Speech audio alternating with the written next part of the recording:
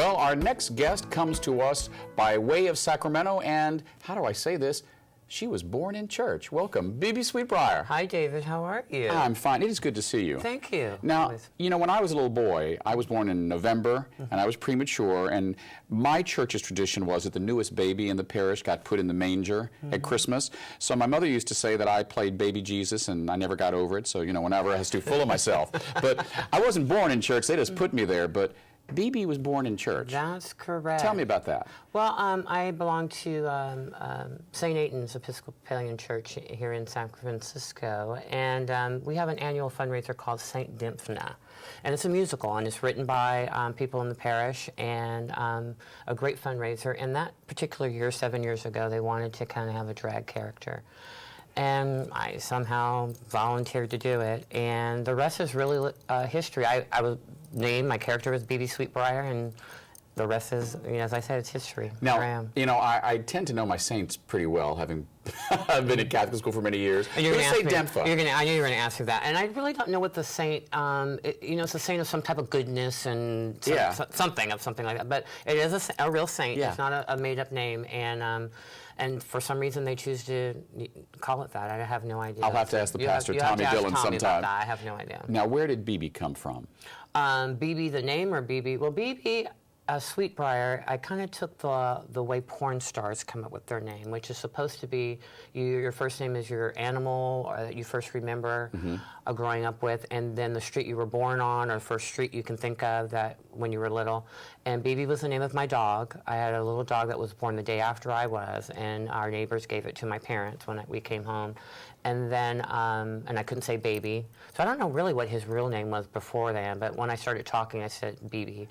And Sweetbriar was a street I can first remember when I was little. It wasn't the street I was born on, but it was very close. Right. Now, you know, as we tape this show, one of the great historic characters in LGBT history passed away today, Jose Sarria, the founder of the Black Cat. And do you think of him kind of as your drag godmother? I mean, how much of Jose is in BeBe and basically in anyone who puts on a dress and entertains? Well, I think the first thing is that, you know, Jose was a wonderful activist and a leader.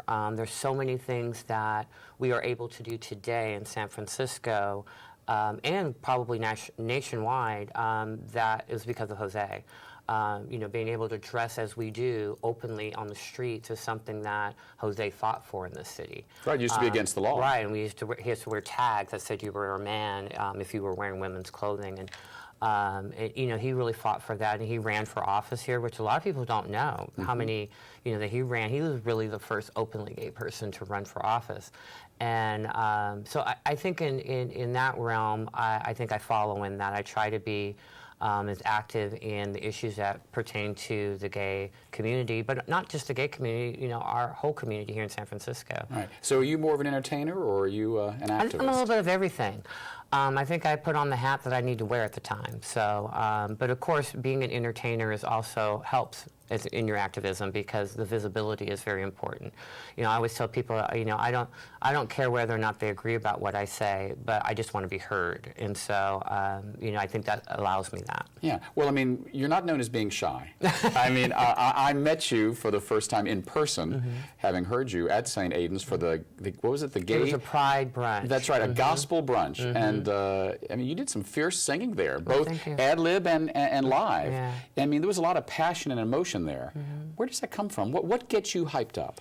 Well, you know, I've been a singer all my life. I always tell people I think the first paycheck I got was when I was like 5 doing that. And singing has always been a part of my life. My family all sang. And I'm a big person on lyrics.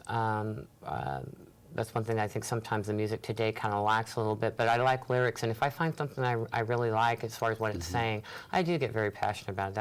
That's for real. And I do have, you know, my faith and my spiritual being, and so, you know, when I'm in church, I get a little crazy. Yeah.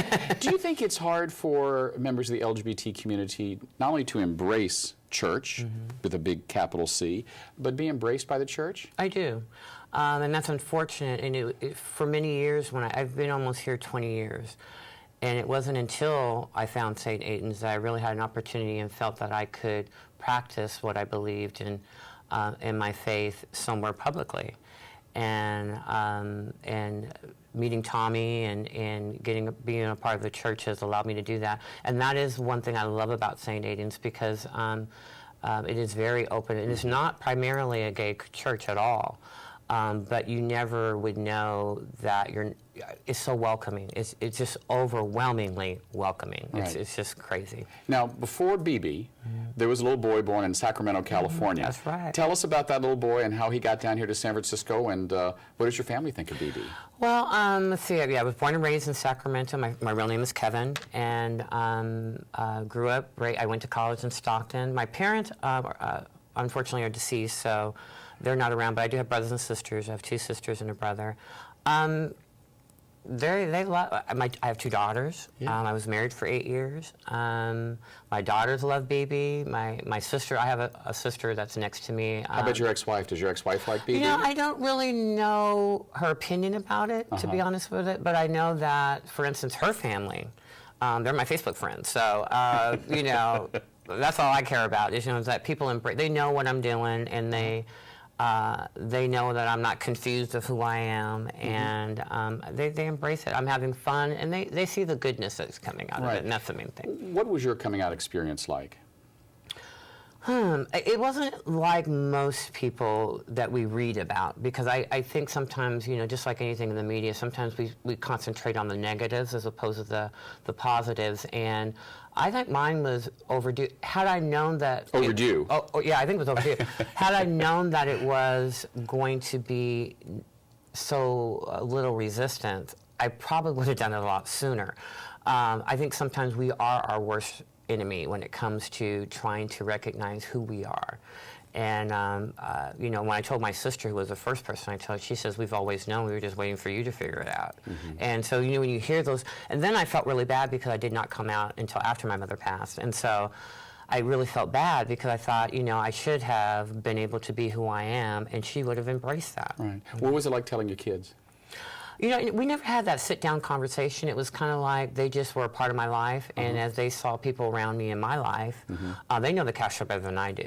So, I mean, I used to let them roam around when they were teenagers, and they were fine, and people would go, "Oh, I saw your kids," or, they went to Starbucks, and, that type of thing. So, we never had that conversation, but it just kind of evolved, and they know who I am, and my youngest daughter actually identifies as a lesbian, so...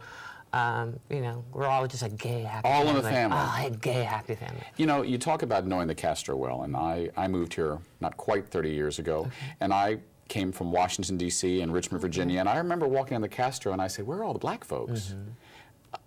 Do you think that there is still a tinge of racism to the Castro and to the gay community in general? I don't think the word racism probably is the correct term. I don't think there's that type of level of hate, but I do believe that there's some exclusion, and sometimes that's just a matter of how things go. As far as people get so used to the used to be's. It's always been that way, and we just haven't gotten over that hump. And yes, I think we are underrepresented in the Castro, and probably in every major city in America. And we are a small population. We have to remember that. We're, as far as representation goes, we're a very small percentage of the entire city.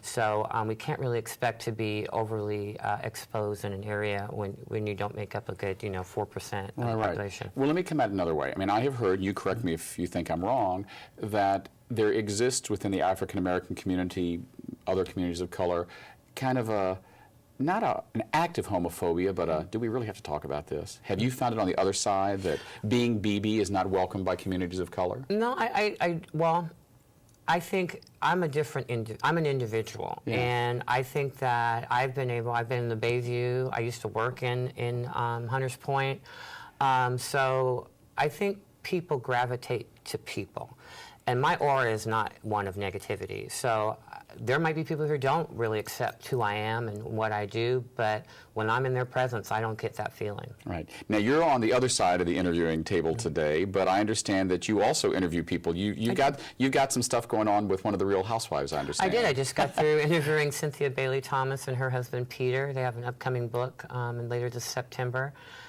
called Carry On Baggage, our their tour, or their nonstop tour, or flight, I think is what it's called, and it's about them recognizing love in the second half of their lives. And I thought it would be very pertinent for, with the new gay marriage happening in California, and more and more states coming on board with marriage equality, that there's probably something that we could get out of that, because many of the well, we've all got plenty of carry-on baggage. Right, and a lot of them have been married before in heterosexual lives, and I'm sure a lot of things that they have to say are pertinent to what we are going through. Right. Now, you are becoming a brand.